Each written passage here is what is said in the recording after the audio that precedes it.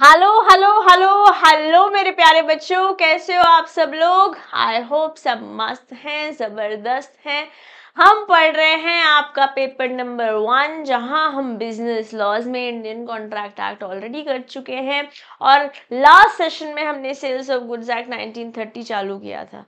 हमने लगभग 1 घंटे के सेशन में first portion of sales of goods act complete कर लिया था।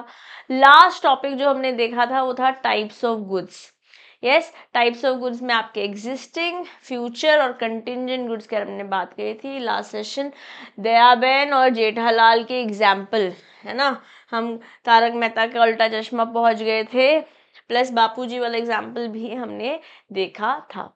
ठीक है ना। आज हम नया टॉपिक शुरू करेंगे जो कि है डॉक्ट्राइन ऑफ केविएट एम्पेटर, बोले तो let the buyer be aware. आज हम नो majority of topic again complete कर लेंगे। नेक्स्ट सेक्शन में हम कोशिश करेंगे आपका sales of goods act finish करने की। Just in case next session में नहीं होता है तो एक और सेशन सिर्फ हम क्वेश्चंस के लिए लगाएंगे। नेक्स्ट 1 और 2 सेशन में सोगा हो जाएगा डन। ठीक है, तो चलो डॉक्ट्राइन ऑफ केविएट एम्पेटर को पहले एक एग्जाम्पल के साथ समझेंगे। डॉक्ट्राइन ऑफ केविएट एम्पेटर ये बोलता है let the buyer beware, मतलब जो खरीद रहा है उसे सोच समझ के खरीदना है, या इसको हम ड्यूटीज ऑफ बायर भी कह सकते हैं। कहने का मतलब है जैसे फॉर एग्जाम्पल ये हमारे गुरु भाई हैं। गुरु भाई मतलब नॉट लिटरली गुरु भाई, गुरु मूवी वाले भैया जी हैं। हाँ, आपको पता होगा तो ये रिलायंस पे बेस्ड है, करेक्ट है। तो ये इन्होंने, जो गुरु भैया हैं, इन्होंने एक इनकी शॉप पे क्लॉथ रखा। ठीक है, वो क्लॉथ बेसिकली साड़ी के लिए था, या हमें अभी हम ये नहीं बोलते कि किसके लिए था। एक क्लॉथ रखा इनकी शॉप पे, क्लॉथ है। ओके, अभी हमारी श्रीवल्ली जी हैं, श्रीवल्ली जी, श्रीवल्ली वही वाला गाना क्या है, पुष्पा वाला। अभी श्रीवल्ली इस क्लॉथ का सलवार सूट बनाए, साड़ी बनाए या लहंगा बनाए, वो तो इनको डिसाइड करना पड़ेगा ना। अब मान लेते हैं ये क्लॉथ जो है सिर्फ सूट के लिए सूटेबल है। ओके, ऐसा दिख रहा है और इन्होंने पूछा भी नहीं है कि खाली सूट बन सकता है या लहंगा या साड़ी भी बन सकती है। ये गई अपनी नॉलेज लगा कर लेकर आ गई। इन्होंने सेलर का कोई पॉइंट ऑफ व्यू नहीं पूछा था। अगर पूछा होता तो यस, यहाँ पे ड्यूटी बन जाती सेलर की बताने की, बट क्योंकि नहीं पूछा, नाउ इट इज अज्यूम्ड कि आप जो कपड़ा लेकर जा रहे हैं अपने रिक्वायरमेंट के अकॉर्डिंग सूटेबल कपड़ा ही लेकर जा रही होंगी। Let the buyer be aware is doctrine of caveat emptor. जो ये टर्म है केविएट एम्पेटर एक लैटिन वर्ड है। हो सकता है यहाँ से आपसे क्वेश्चन पूछ लिया जाए, ऐसे बोलते हैं ये फ्रेंच वर्ड है, जर्मन वर्ड है। ठीक है, डॉक्ट्राइन ऑफ केविएट एम्पेटर का मतलब होता है let the buyer be aware. एक प्रिंसिपल ऐसा है, this principle underlines the concept that it is for the buyer to satisfy himself that the goods which he is purchasing are of the quality required by him। अभी खरीदा नहीं है, खरीद रहे हैं, जो खरीद रहे हैं जो उसकी रिक्वायरमेंट है वो उसको सफाइज करता हो। जो प्रोडक्ट है, जो अंडरलाइन गुड है जो आप खरीदने जा रहे हो, वो आपकी रिक्वायरमेंट को सफाइज करता हो, ये बायर की खुद की ड्यूटी बन जाती है। It is fundamental principle of law of sale of goods and implies that the seller is under no obligation, seller की यहाँ पर कोई obligation नहीं है to point out the defects in his own goods। खुद बता रहा है वो अलग बात है, बट जब तक यहाँ पर वो अंडर ऑब्लिगेशन नहीं है, सेलर यहाँ पर अंडर ड्यूटी नहीं है। Okay, the buyer must take care while purchasing the goods, and if he makes a wrong selection, he cannot blame the seller if the goods turn out to be defective or do not serve his purpose। अब suit का ही कपड़ा था, आप लहंगा चोली बनाने जा रहे हो, या साड़ी का ही कपड़ा था, आप सूट बना सकते थे उसमें, है ना, but lehenga choli let's say for example नहीं बन सकता था और आपने पूछा नहीं था, आपको लगा था कि आप ले लेंगे और आप बनवा लेंगे इस तरीके से, तो अब आपके थॉट प्रोसेस के पीछे क्या साइकी चल रही है, क्या दिमाग के अंदर चल रहा है? Seller is not basically entitled और मे बी ऑब्लाइज्ड, यहाँ पे सेलर की ड्यूटी नहीं है to tell the defects of his own goods. However, यहाँ पर भी कुछ एक्सेप्शन है। However, the doctrine of caveat emptor does not mean that the buyer must take a chance. It only means he must take care. जो होगा देखा जाएगा ऐसे नहीं हो सकता, ठीक है? बस ये कि अपनी तरफ से प्रूडेंटली काम करना है। However, this rule is not without any exception. जैसे मैंने बताया एक्सेप्शन यहाँ पर भी है। With the passage of time, this doctrine has been considered to be too unreasonable to the buyers. इसलिए सेक्शन 16 आया जहाँ पे एक्सेप्शंस बताए गए हैं to the doctrine of caveat emptor. Okay, जैसे कि फिटनेस एज टू क्वालिटी और use, goods sold bye description, ये भी मैं समझाऊंगी, ये हमें साफ साफ दिख रहा है तो यहाँ पे देख लेते हैं। अगर डिस्क्रिप्शन में लिखा हुआ है, अगर प्रोडक्ट के डिस्क्रिप्शन पे लिखा हुआ है, let me take this copy, okay, यहाँ पर डिस्क्रिप्शन पे लिखा हुआ है, इसकी जब मैंने खरीदा था तो ये डिस्क्रिप्शन में लिखा हुआ था कि ये मेड इन चाइना है, लेट्स से फॉर एग्जांपल, या फिर इसमें इस पैकेट में सिर्फ एक ही नोटबुक आएगी, या फिर ये लिखा हुआ था कि जो कब बना है, 2022 में बना है। डिस्क्रिप्शन जो लिखा है उसके अकॉर्डिंगली ही होना चाहिए प्रोडक्ट। या फिर फॉर एग्जांपल एक और बुक ले लेते हैं, यहाँ पर लिखा हुआ है फर्स्ट 100 वर्ड्स, इसका मतलब है यहाँ पर लिखा हुआ है टॉडलर्स के लिए। मान लेते हैं यहाँ पे ऐसे जो टॉडलर्स एकदम नए नए छोटे छोटे बच्चे हैं जिनको चीज़ें भी सिखा रहे हैं, ये सिंपल वर्ड्स की जगह लेट्स से ऐसी कोई बुक या ऐसा कुछ कंटेंट आ जाता है जो बच्चों की समझ से परे है, it goes beyond their thinking, तो भाई साहब that will not match the description. अगर लिखा हुआ है मैकडोनल्ड के बर्गर के ऊपर ग्रीन कलर का डॉट बना रखा है कि भैया ये वेज है, तो आप नॉन वेज नहीं बेच सकते, इट हैज टू मैच। आप ये नहीं बोल सकते अरे आपने खुद क्यों नहीं देखा, हमने बोला था हमको वेज चाहिए, फिर आपने नॉन वेज क्यों पैक कर दिया? ठीक है ना जी। गुड्स ऑफ मर्केंटाइल क्वालिटी, बेचने लायक सामान होना चाहिए, पता चल रहा है खराब चीज दे रहे हो हमारे को। सेल बाय सैंपल, जैसे मेरे पापा एक ग्रोसरी शॉप पे गए, उन्होंने कहा कि चावल चाहिए बासमती राइस बढ़िया, उन्होंने एक सैंपल दिया, वो घर बनाया अपन ने, मम्मी पापा ने कहा और हम सब ने कहा कि बढ़िया लग रहा है, तो मम्मी ने बोला पापा को कि इसका 20 किलो वाला कट्टा लिया हो या 10 किलो वाला सैक लिया हो। अब बिकॉज जो सैंपल आपने दिया था इसी सैंपल का हमें 10 kg राइस दे दीजिए, सैंपल दिया था कुछ और, दे दिया कोई और राइस, तो भाई इसमें let the buyer beware नहीं बोल सकते आप। Yes, goods sold by sample as well as description, या सैंपल भी है और डिस्क्रिप्शन भी है तो दोनों के साथ मैच होना चाहिए। यस, क्वालिटी और फिटनेस बाय यूसेज और फिटनेस, कहीं ना कहीं ये वाला और ये वाला पॉइंटर सेम है, एग्जांपल से समझाऊंगी। Seller actively conceals a defect और इज गिल्ट ऑफ फ्रॉड, जहाँ पे तो भैया फ्रॉड हो गया मतलब अवॉइडेबल है, ऐसा हम सेक्शन 17 में इंडियन कॉन्ट्रैक्ट एक्ट में भी पढ़ कर आए, और हम जानते हैं जो जो बातें कॉन्ट्रैक्ट को वैलिड करती है under section 10 of Indian contract act, वो सोगा पर भी एप्लीकेबल है, और वैसी ही बातें आपको पार्टनरशिप एक्ट में भी दिखेंगी, इंडियन पार्टनरशिप एक्ट 1932 में भी दिखेंगी। चलो शुरू करते हैं। The doctrine is, however, subject to following exceptions as provided in section 16 of the act, where the buyer expressly, अगर साफ साफ बोला है कि भैया मुझको ना ट्रैकिंग के लिए जूते चाहिए, तो फिटनेस बता दी ना इसलिए चाहिए, क्वालिटी बता दिया, यूज बता दिया कि मुझे ना लद्दाख, मुझे माउंटेन्स में जाना पसंद है, मुझे वो गाड़ी वैसी ही चाहिए, अब तुम मर्सिडीज दे रहे हो, नहीं जा पाएगी भाई। वो तो BMW वाले तो बारिश के सीजन से पहले आपको एक लेटर भेजते हैं कि बारिशों में ना लेके जाना है, lower floor etcetera etcetera whatsoever. तो यहाँ पर अगर बताया है बायर ने कि उसकी एक्सपेक्टेशन क्या है, वो उस प्रोडक्ट को यूज कैसे करने वाला है। मान लेते हैं श्रीवल्ली गुरु भाई साहब को बोल देती कि मुझे इस कपड़े से ना लहंगा चोली बनानी है, और अगर वो लहंगा चोली के लिए सूटेबल नहीं था प्रोडक्ट तो गुरु भाई को मना करना पड़ेगा।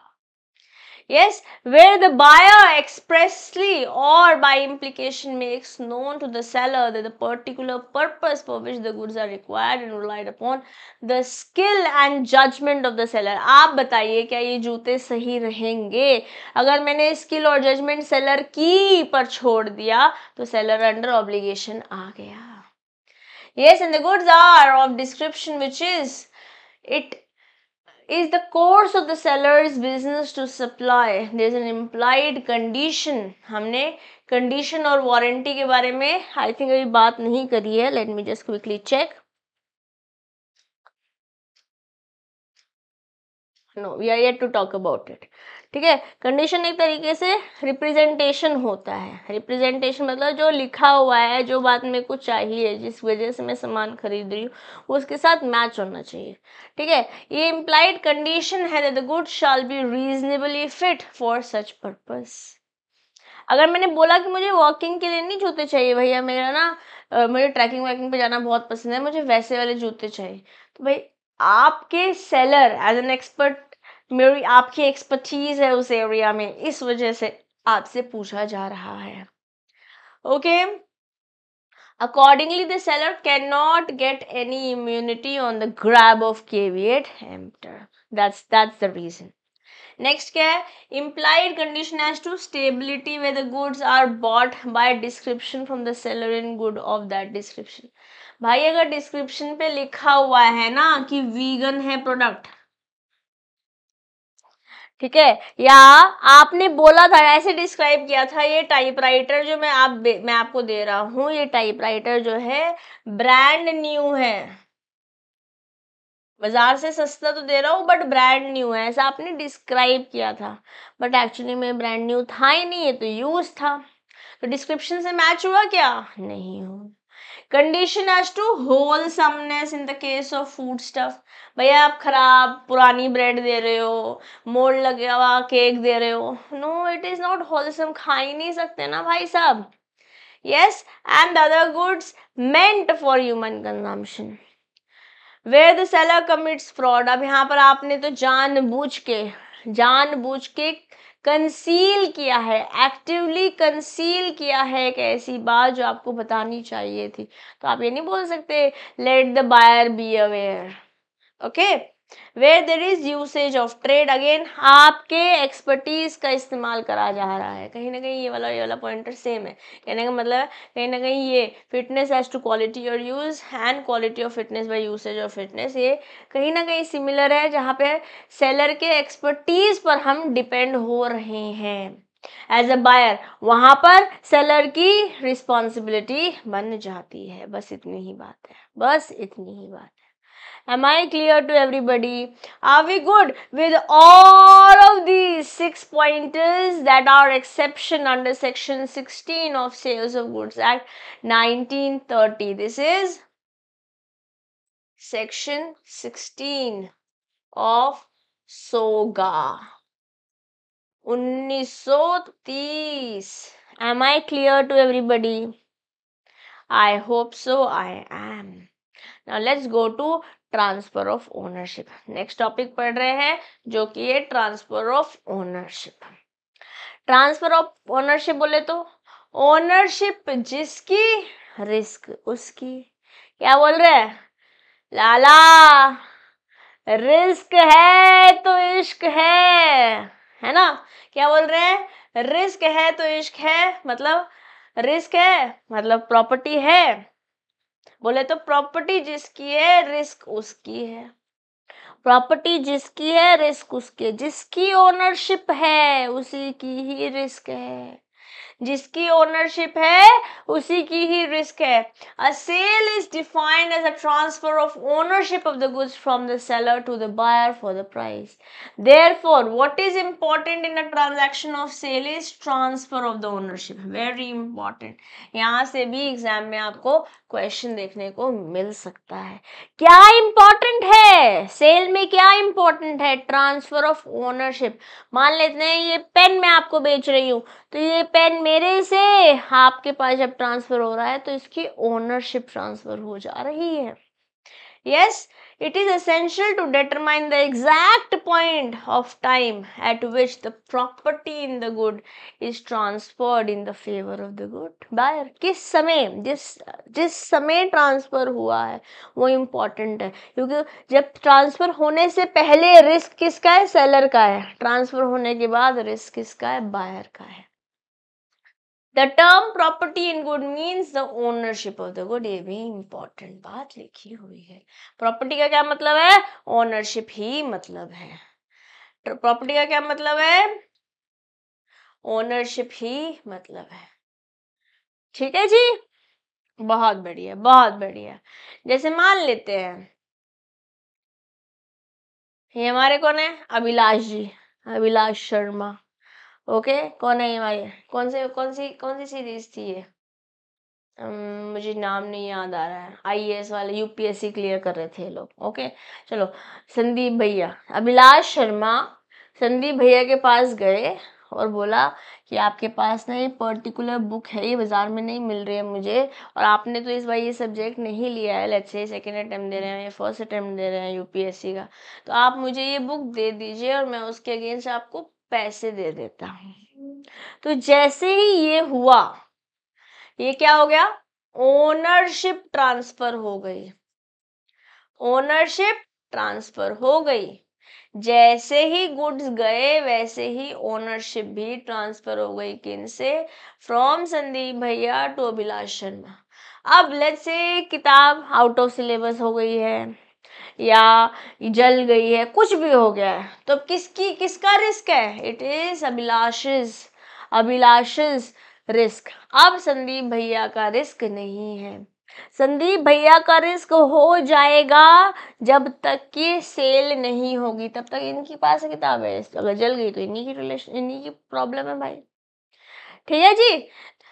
हम क्या बोल रहे हैं? The term transfer of property means the transfer of ownership from the seller to the buyer to constitute so as to constitute the buyer the real owner of the good. और रियल ओनर हो तो risk भी आपकी ही है. Real owner हो तो risk भी तो आपकी ही है ना. When the ownership of the goods is transferred to the buyer, he becomes the real owner of the goods and the seller ceases मतलब तो stop, बोले तो stops to be the owner from that point of time, है ना. This ultimately determines the various rights and liabilities of the buyers and sellers in respect of goods sold. Section 18 से लेके section 25 sales of goods act का determine करता है कि किस समय, determine when the property passes from the seller to the buyer. कब ownership transfer हो गई, ऐसा सेक्शन 18 से सेक्शन 25 में बताया हुआ है. बहुत सेक्शन हमने याद नहीं करे हैं. लास्ट सेशन में सेक्शन 2 के सब सेक्शन और सेक्शन 4, सेक्शन 4.1, सेक्शन 4.3 हमने पढ़ा था. आज के सेशन में अभी तक हम सेक्शन 16 पढ़ कर आए हैं, जहाँ पे डॉक्ट्राइन ऑफ केविएट एम्प्टर के एक्सेप्शंस थे 6. अब हम जो पढ़ रहे हैं वो पढ़ रहे हैं सेक्शन 18 से लेके सेक्शन 25 तक, जहां पर बताया गया है कि किस पॉइंट ऑफ टाइम में एक्चुअली ट्रांसफर हो रहा है. But before we go there, let's quickly recap in our head कि कौन कौन से पॉइंटर्स एक्सेप्शन है to the doctrine of caveat emptor. मेरे साथ साथ मेरे साथ साथ ध्यान से. फिटनेस और क्वालिटी, हमने यूसेज ऑफ ट्रेड देखा, सैंपल एंड डिस्क्रिप्शन दोनों देखा, मर्केंटाइल या होलसेमनेस के बारे में बात करी और सैंपल देखा. बस इतनी सी बात है. प्लस फ्रॉड अगर है तो वो भी बताना होगा. Okay, passing of property section 18. Section 17 गायब है. 16 में हमने एक्सेप्शन देखे थे, 18 से 25 में हम बातें कर रहे हैं पासिंग ऑफ प्रॉपर्टी की. ओके, चलो. Passing of property. The primary rule for ascertaining when the property in the goods passes from the seller to the buyer ये समराइज हो रखी है. Goods must be ascertained. Unascertained के बारे में हम लास्ट सेशन में बातें करके आए थे, है ना, जहां पे हमने बता दिया था ये रहा ascertained एंड unascertained. Here हमने क्या बोला था, जब रॉस गेलर ने स्पेसिफिकली बता दिया कि ये वाली टी शर्ट जो है अलग कर दीजिए चैंडलर के लिए, यस, तभी ये गुड्स असर्टेन्ड गुड्स बन गए थे, है ना। तो हम इन असर्टेन्ड गुड्स के बारे में बात कर रहे हैं। सेक्शन 18 के अंदर बोल रहे हैं कि गुड्स जब असर्टेन कर दी गई हैं, सेक्शन 18 बोल रहा है, in a contract for sale of unascertained goods, the property in the goods does not pass to the buyer unless and until the goods are ascertained. जब तक रॉस के पास जब चैंडलर बिंग गए थे और बोला मुझे 100 टी शर्ट्स चाहिए और ये 100 टी शर्ट असर्टेन करके अलग कर दी, जब तक 100 टी शर्ट्स अलग नहीं करिए, असर्टेन नहीं करिए, ये तो चैंडलर बिंग की है या जॉय की है, whatsoever house whatsoever example do you remember, तब तक, जब तक अनअसर्टेन है तब तक सेल नहीं हुई है, तब तक एक्चुअली सेल नहीं, तब तक पास ऑफ प्रॉपर्टी नहीं हुई है under section 18 of Indian of sales of goods act 1930। Sections learn, हम पूरी कोशिश करेंगे सेक्शंस हमें लर्न हो जाएं। यस, इसमें सेल्स ऑफ गुड्स एक्ट का आपको सेक्शंस दूंगी। आई सजेस्ट यू गाइस कि सोगा के सेक्शंस आप खुद लिखने शुरू कर दीजिए, क्योंकि अभी सेशन बहुत ज़्यादा सेशंस नहीं है, अपन 3 या 4 क्लासेस में सोगा फिनिश करेंगे, ऐसी 3-4 क्लासेस में नेगोशिएबल इंस्ट्रूमेंट भी खत्म करेंगे। हो सकता है उसमें एक सेशन एक्स्ट्रा लग जाए, सोगा कंपैरेटिवली शॉर्टर है, ठीक है। बट सेक्शंस आप साथ साथ लिखते जाएंगे, चाहे एक्सेल शीट में चाहे अपनी नोटबुक में, आपको इजियर रहेगा to remember things when you are doing final revision. Okay, तो जैसे एग्जांपल लेते हैं, under a contract B was entitled to cut teak trees for more than 12 inches girth, जो ग्रिथ है वो 12 इंच से ज्यादा होनी चाहिए। The stumps of the tree after cutting has to be 3 inch high. आप जो स्टम्प कट कर रहे हो हाइट जो है वो 3 इंच होनी चाहिए। It was held that the property in the timber that was cut could pass to B when the trees were felled. Till the trees were felled, there were not ascertained. और जब तक ascertain नहीं हुए, जब तक पेड़ों को काटा नहीं गया या गिरे नहीं है, तब तक ये असर्टेन नहीं है, और जब तक असर्टेन नहीं है तब तक तो ट्रांसफर हुआ ही नहीं भाई, जब तक बताया नहीं गया। कैसे मान लेते हैं, सेल हो गया, लेट्स से पैसे हो गए, बट अभी कट ही नहीं हुआ, या आप किसी रेस्टोरेंट में गए थे, अभी आपका खाना बनना ही नहीं शुरू हुआ कि टेबल नंबर 4 में शाही पनीर जाना है, शाही पनीर बन रहा है बट वो टेबल नंबर 4 का नहीं, टेबल नंबर 3 का बन रहा है, बट उससे पहले ही लेट्स से ऑर्डर कैंसिल हो गया, you have to consider that. उसी तरीके से यहाँ पर भी ऐसी बात कर रहे हैं हम कि जब तक असर्टेन नहीं हुआ है तब तक प्रॉपर्टी ट्रांसफर नहीं हुई है, तब तक रिस्क भी अकॉर्डिंगली ट्रांसफर नहीं हुई। ओनरशिप जिसकी, रिस्क उसका, ठीक है। सेक्शन 18 बोल रहा था ये, जब तक अनसर्टेन है तब तक ट्रांसफर नहीं हुई है। फिर क्या है, intention of the parties for such transfer, section 19 2, section 19 subsection 2, in a contract for sale of specific or certain goods, the property in them is transferred to the buyer at such time as the parties to the contract intended to transfer. अगर बोला है कि जैसे आप आए, मैं मान्यवर का शोरूम है मेरा, आप आए, आपने अपने लिए कुर्ता पजामा लिया है, अपने ब्रदर के लिए आपने कुर्ता पजामा लिया है, अपने पापा के लिए कुर्ता पजामा लिया, जिसके लिए भी लेना है इमेजिन कर लो। आप आए, आपने मुझे पेमेंट करी, स्पेसिफिकली बता दिया ये ब्लू कलर का कुर्ता, क्रीम कलर का पजामा लेना है अपन को, पेमेंट कर दी, मैंने बोला 2 दिन लगेंगे मुझे इसको ऑल्टर करने में, आपके साइज के लिए, आपके ब्रदर के साइज के लिए, व्हाट्सएवर जिसके लिए भी आपने लिया था। अब 2 दिन बाद असर्टेन हम ऑलरेडी कर चुके हैं, गुड स्पेसिफिक बता चुके हैं, बस एग्जीक्यूशन 2 दिन बाद होना है, चाहे पैसे अभी दे दिए हो या 2 दिन बाद देने वाले हो, आधे अभी दे दिए हो आधे बाद में देने वाले हो, व्हाट्सएवर इट इज। इंटेंशन क्या है, ट्रांसफर होगा एक पर्टिकुलर डेट में फ्यूचर में। The intention of party is also ascertained from the terms of the contract and the conduct of parties and the circumstances of the case. When the intention of parties cannot be ascertained, rules cannot be ascertained, contained in section 20 to 24. कब कब कब कब कब कब when the intention of the parties cannot be ascertained. पता नहीं भैया कि इंटेंशन है नहीं है, 2 दिन बाद लेने वाले हैं नहीं लेने वाले हैं, जब पता नहीं लग पा रहा है, जब आप असर्टेन नहीं कर पा रहे हो इंटेंशन, उस बारे में सेक्शन 20 से लेके सेक्शन 24 में बता रखा है. तो हमने सेक्शन 18 से सेक्शन 25 के अंदर बात करी है ट्रांसफर ऑफ प्रॉपर्टी की, जहाँ पे सेक्शन 18 देख लिया है, सेक्शन 19(2) देख लिया है. अब सेक्शन 20 से लेके सेक्शन 24 में हम बातें करेंगे कब कब इंटेंशन असर्टेन नहीं हो पा रही है. Okay, let's first is specific good. Section 20 से लेके सेक्शन 24 तक हम बातें करने वाले हैं. तो सेक्शन 20 के बारे में यहाँ पे हम बात कर रहे हैं. क्या बोल रहा है? Specific good is in a deliverable state. जो कुर्ता पजामा मैं बोल रही हूं, जो ये कुर्ता पजामा मैं बोल रही हूं, ये टी शर्ट नहीं, ये कुर्ता है, ठीक है, इसे कुर्ता बना लेते हैं. और ये आपका पजामा,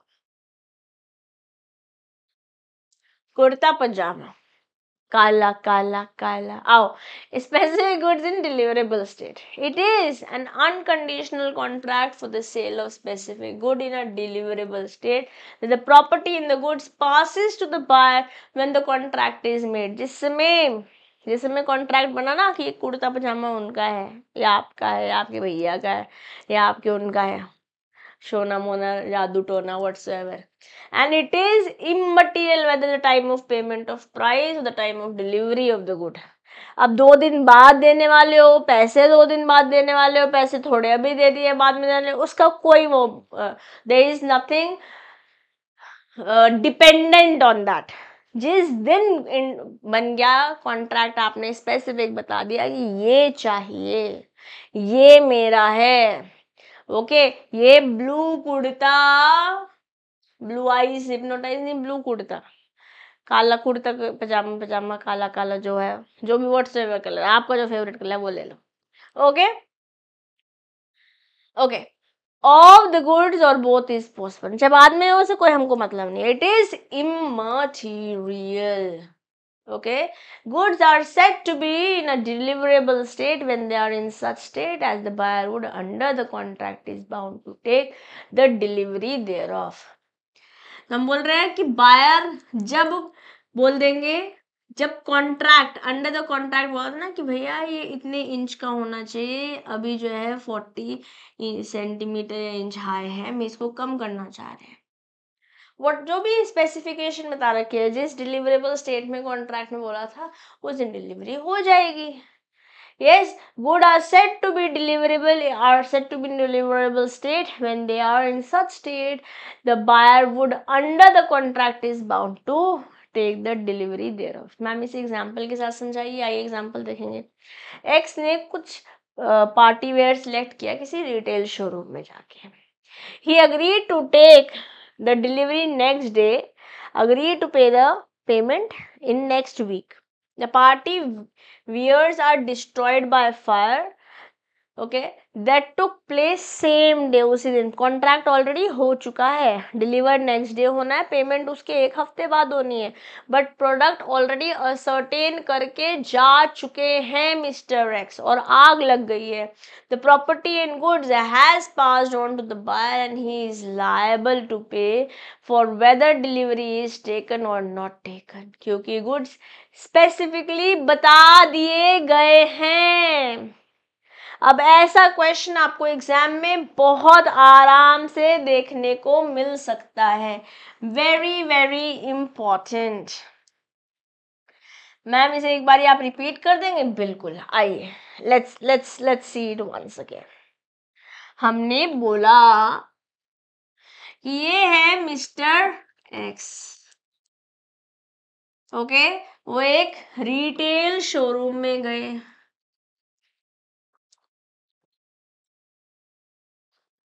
ये रिटेल शोरूम में गए. इन्होंने जाके ये गए और इन्होंने जाके एक पार्टी वेयर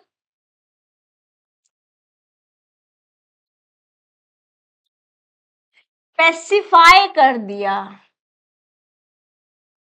ओके, स्पेसिफाई कर दिया, बोला कि डिलीवरी इसकी delivery tomorrow and payment after 1 week, ऐसे बता दिया है ऑलरेडी। ठीक है, चाहे डिलीवरी ना हुई हो, चाहे पेमेंट ना हुई हो, बट ट्रांसफर क्योंकि स्पेसिफाई कर दिया है, ओनरशिप ट्रांसफर हो गई है, ओनरशिप ट्रांसफर हो गई है। तो बोल रहे हैं हम अब मान लेते हैं इस शोरूम में ये होने के बाद इस शोरूम में फायर लग गई, जिसकी वजह से ये पार्टी वेयर डिस्ट्रॉय हो गया है, ये पार्टी वेयर डिस्ट्रॉय हो गया है। लायबिलिटी किसकी? यहाँ पर लायबिलिटी मिस्टर एक्स की है, रिटेल शोरूम की नहीं है। लायबिलिटी किसकी है? Why? Because the goods were specified. The goods were specified. That is written in section 20 of Sales of Goods Act 1930. Am I clear? But delivery तभी होगी जैसे बताया वैसे होनी चाहिए नेक्स्ट डे, अगर मान लेते हैं आग नहीं भी लगती है तो। ठीक है, चलिए next, specific goods to be put in a deliverable state. अभी जो गुड स्पेसिफाई करी थी वो अभी डिलीवरेबल स्टेट में होनी बाकी है। Where there is a contract for sale of specific goods and the seller is bound to do something to the goods for the purpose of putting them into deliverable state, the property does not pass until such thing is done and the buyer has the notice thereof. कि सामान हो गया, आपने cut करने को बोला था कुर्ता या उसका पजामा की लेंथ, वो जब तक कट नहीं कर दिया उस डिलीवरेबल स्टेट में नहीं होगी है, प्लस उसके बारे में बायर को बता नहीं दिया गया है, तब तक के लिए it is not yet transferred. Example, there was a contract for sale of timber from oak trees, oak tree से जो टिम्बर निकलता है उसके लिए कॉन्ट्रैक्ट हुआ। The buyer marked out the selected parts of the tree, mark कर दिया।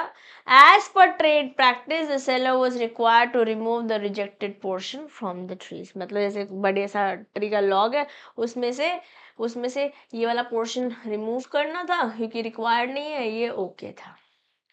Okay, but before he could do so he was declared bankrupt, ये सेलर ही बैंकक्रप्ट हो गया। It was held that the property in the goods has not passed on the buyer, so he cannot take away the timber. ऐसे नहीं बोल सकते कि मान लेते हैं इसको ऐसे लेते हैं, this is buyer Mr. X, okay, this is seller Mr. Y, okay. Buyer ने बोला कि मुझे टिम्बर चाहिए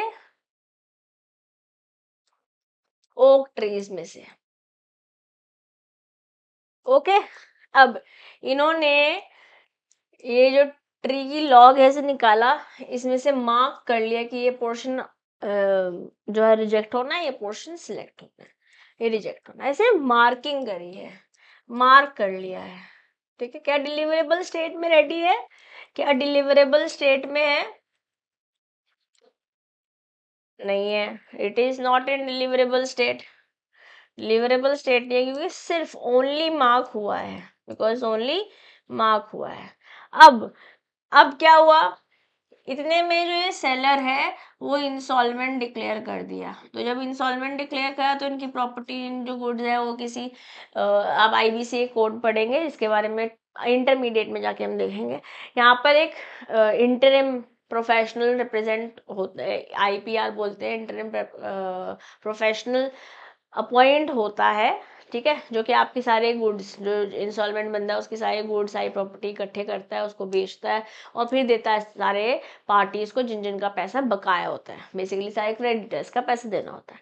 तो जब इंस्टॉलमेंट डिक्लेयर हो गया तो यहाँ पर मिस्टर एक्स मिस्टर वाई से सामान उठा के नहीं जा सकते हैं। अब ये प्रोडक्ट जो है इस इंस्टॉलमेंट या इस इंस्टॉलमेंट प्रोफेशनल, इंसॉल्वेंसी प्रोफेशनल या लिक्विडेटर के पास चला जाएगा। The ownership is yet with the seller and therefore the goods and property cannot transfer because the person is declared insolvent. Deliverable state में क्योंकि नहीं थी, क्योंकि डिलीवरेबल स्टेट में नहीं थी।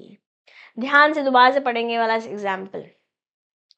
There was a contract for sale of timber from oak trees. The buyer marked out the selected part of the tree. As per the trade practice, the seller was required to remove the rejected portion from the trees. But before he do so, he was declared bankrupt, insolvent.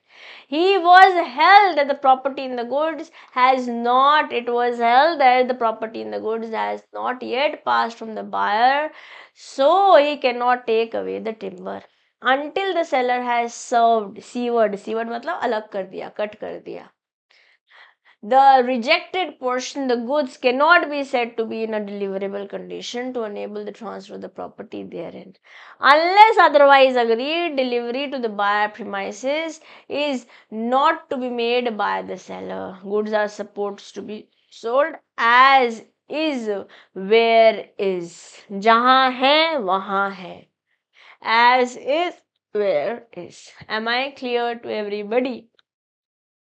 ध्यान से पढ़िए, 1 minute का pause लीजिए, इसको पढ़िए, तब तक मैं पानी पी लेती हूँ।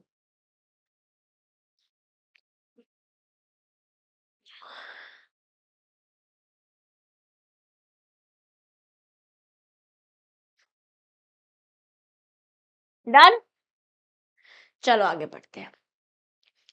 Specific goods in deliverable state where the seller has to do something there to in order to ascertain price.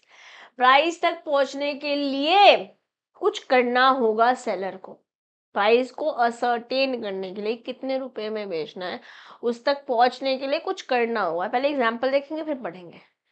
A makes a contract to sell 200 books to Q. A ने क्यू को कुछ किताबें बेचनी है, ठीक है जी।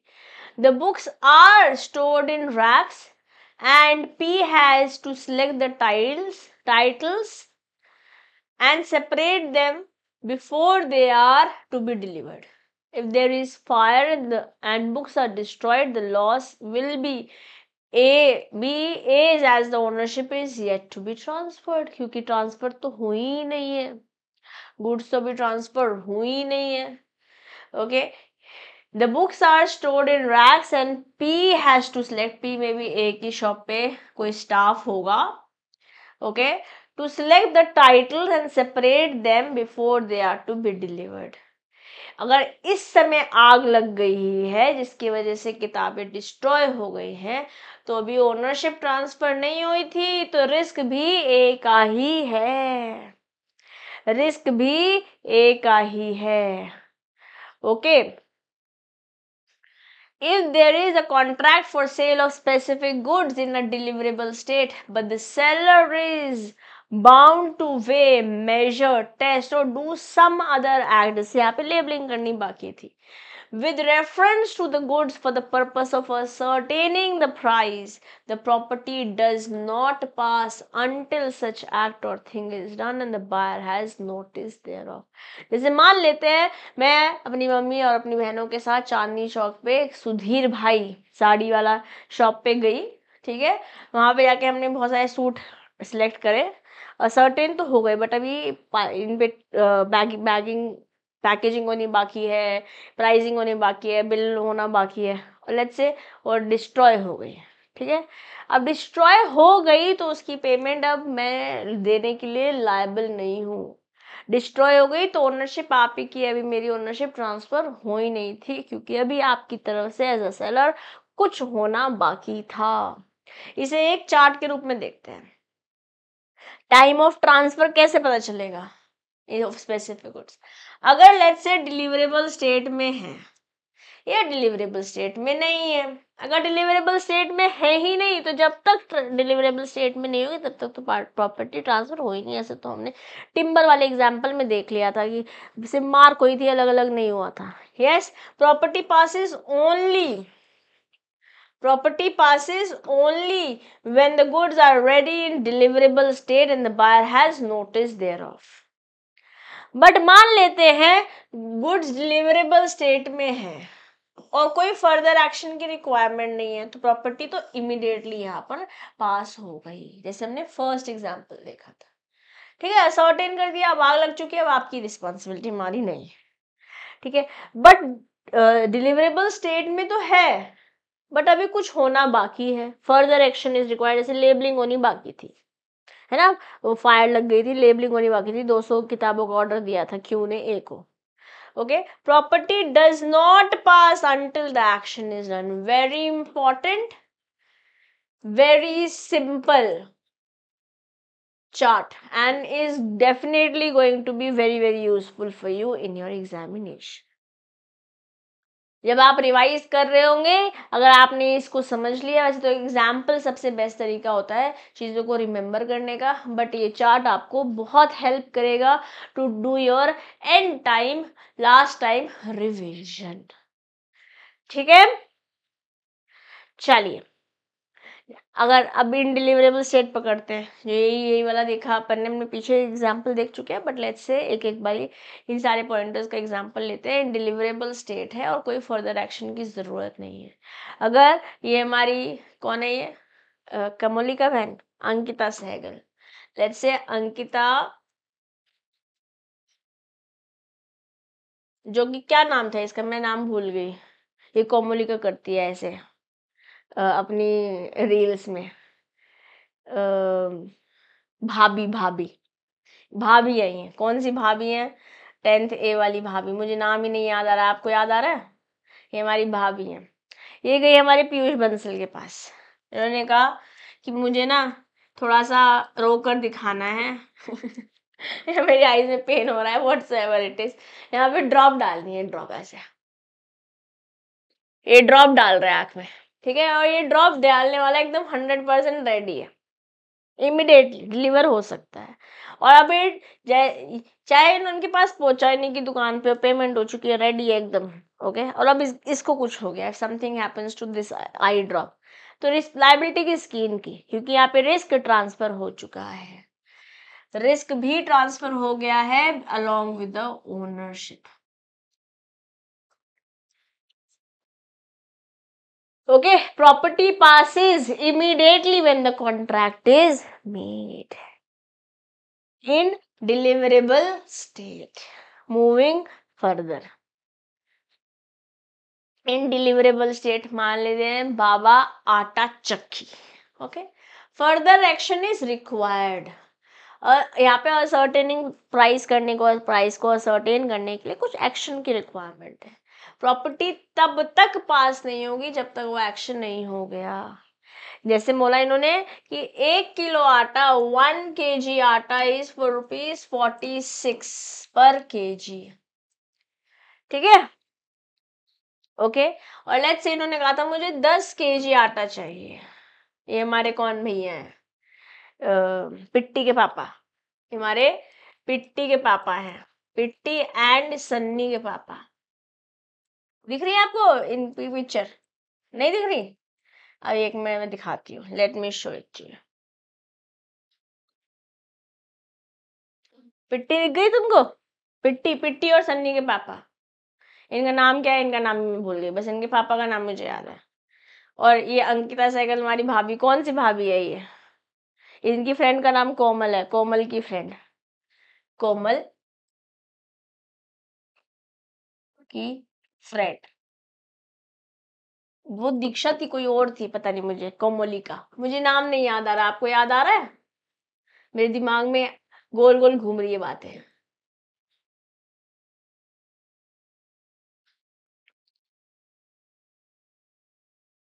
क्या बोल रहे हैं अपन, यहाँ पर ओनरशिप ट्रांसफर हो गई थी।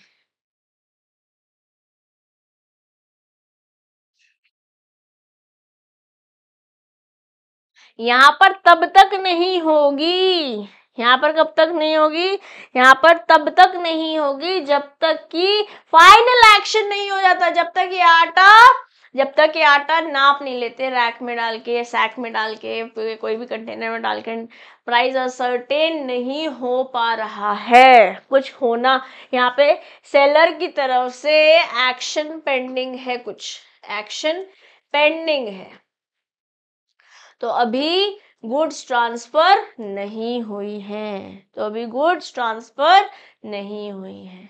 अब मान लेते हैं ये कौन है, ये आपकी दिशा मैम, ठीक है, ये गई, ये हमारे रुड़की में एक शॉप है सूची कलेक्शन, ठीक है, वहां पर अगर गुड डिलीवरेबल स्टेट में नहीं है, जब तक डिलीवरेबल स्टेट में नहीं है तब तक प्रॉपर्टी ट्रांसफर नहीं होगी। मेरी बहन का रोका था, मैंने एक गाउन पसंद किया, बट वो गाउन लूज था, उसको मेरे साइज का होना बाकी था।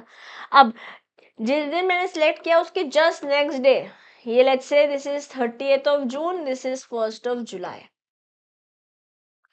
जस्ट नेक्स्ट डे मेरा घर में रोका था, फंक्शन था, तो मुझे चाहिए था। अब अगर इन्होंने बनाकर नहीं दिया होता, अगर ये डिलीवरेबल स्टेट में नहीं हुआ होता, तो ओनरशिप ट्रांसफर नहीं हुई है भाई, तो ओनरशिप ट्रांसफर नहीं हुई है। यहाँ पे क्योंकि ओनरशिप ट्रांसफर नहीं हुई है, तो इसी वजह से रिस्क भी ट्रांसफर नहीं होगी।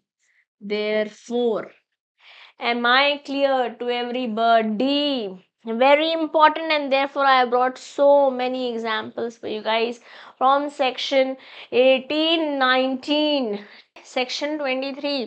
ये बोल रहा है where there is a contract for sale of goods which is unascertained, मतलब ascertained नहीं है, या फिर फ्यूचर गुड्स हैं और डिस्क्रिप्शन से बेचे जा रहे हैं, and the goods of that description and deliverable state are unconditionally appropriated to the contract, मतलब असर्टेन तो नहीं हुए हैं बट ये गुड्स ही जाएंगे अनकंडीशनली, या तो बायर ने सेलर को या सेलर ने बायर को बता दिया है बोलकर या फिर एक्शन से, okay, in deliverable state and unconditionally appropriated to the contract either by the seller with the assent of the buyer or by the buyer with the assent of the seller. assent का मतलब होता है okay, exception, okay, accept कर लिया बोले तो, the property in the goods thereupon passes to the buyer, buyer को accept कर ली गई, मतलब ओनरशिप ट्रांसफर हो गई है, प्रॉपर्टी गुड में ट्रांसफर हो गई, तो रिस्क भी ट्रांसफर हो जाएगी।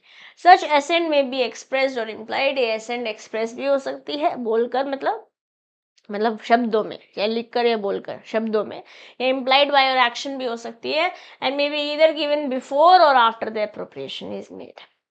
In case of transfer of property from the buyer to the seller when the goods are unascertained, their ascertainment and unconditional appropriation to the contract are two precondition। जहाँ ascertained थी वहां तो हमने देख लिया था, यहाँ पे unascertained है, तो दो बातें इंपॉर्टेंट है unascertained में, दो प्रीकंडीशन है कि अनकंडीशनल एप्रोप्रिएशन होना चाहिए और उन्हें their ascertainment and unconditional appropriation to the contract are two preconditions। दो, ascertain करना और unconditionally appropriate करना। Ascertainment is the process तुम पढ़ चुके हैं by which the goods answering the description to the contract are identified and set apart। जैसे 50 white colour की प्लेन टी शर्ट ascertain कर दी गई, बता दिया गया ये this is what is being told as per the description। ascertainment is unilateral act of seller, he seller ही करता है, यहाँ से भी एग्जाम में आपसे क्वेश्चन पूछा जा सकता है, इसका है सेलर का है। Okay, appropriation involves selection of goods with intention of using them in performance of the contract and with the mutual consent of the seller and the buyer। इसको एक एग्जाम्पल के साथ बेटर तरीके से समझते हैं। जैसे मान लेते हैं 20 hogsheads of sugar out of the larger quantity sale होनी है. In a sale of 20 hogsheads of sugar out of a larger quantity, 4 were filled and taken by the buyer. 4 भर ली बायर ने और ले गए. बोला नहीं बट इम्प्लाई हो गया आपके एक्शन से कि अब आप लेने वाले हो इसे. The remaining 16 hogsheads were subsequently filled and the buyer was informed of the same. Buyer को बता दिया भैया बाकी भी हमने भर दिए. The buyer promised to take them away. Buyer ने बोला था कि वो ले जाएगा. असर्टेन 4 करी थी, 16 असर्टेन नहीं करी थी अभी, बट उन्हें फिल करके पहुंचा दिया गया. बायर ने बोला था कि मैं पैसे दे दूंगा, but before he could do so the goods were lost. Good खो गए रास्ते में, पेमेंट हुई नहीं है, रास्ते में खो गए. अब held the property has passed, it was held the property has passed at the time of loss. तो फिर यहाँ पे रिस्क किसकी है? रिस्क बायर की है, सेलर की नहीं है भाई. वाई? क्योंकि ओनरशिप ट्रांसफर हो गई है. वाई? हमने बोला 2 प्री कंडीशन है. अनकंडीशनली हमने यहाँ पर अप्रोप्रिएशन कर दिया और आपने इस बात से ओके कर लिया था. पहले अनसर्टेन थी, 4 आपने असर्टेन गई थी, 16 अनसर्टेन थी, ठीक है. बट वो असर्टेन हो गई जैसे ही हमने पैक करके आपको दे दी और आपने वादा कर दिया कि आप पैसा देने वाले हो. अनकंडीशनली आपको अप्रोप्रिएट कर दी गई है, तो यहाँ पर जो बायर है उसके पास ही लायबिलिटी ट्रांसफर हो जाएगी.